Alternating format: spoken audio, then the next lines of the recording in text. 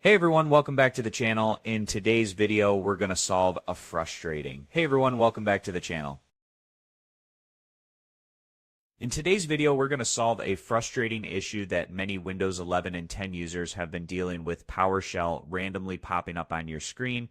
If you're tired of seeing that black window unexpectedly appear, keep watching as we go over some quick steps to fix this problem. This issue usually happens when PowerShell is being triggered by something in the background. It could be caused by scheduled tasks, third-party software, or even a malfunctioning system file. Regardless of the cause, the good news is that you can fix this.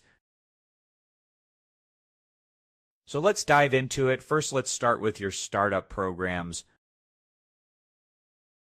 Some programs that launch at startup may be triggering PowerShell. Here is how to check. Press Ctrl plus Shift plus Escape to open Task Manager. Next, click on the Startup tab. Look for any suspicious or unfamiliar programs. If you see something that might be related to PowerShell, right-click and disable it. Then restart your PC and see if PowerShell still pops up. If not, we have made some progress. If that didn't work, let's move on to Task Scheduler. Sometimes scheduled tasks can trigger PowerShell without you realizing it. Here is how to check for that. Press Windows plus R to open the Run dialog and type in taskshed.msc. Then press Enter. This will open Task Scheduler.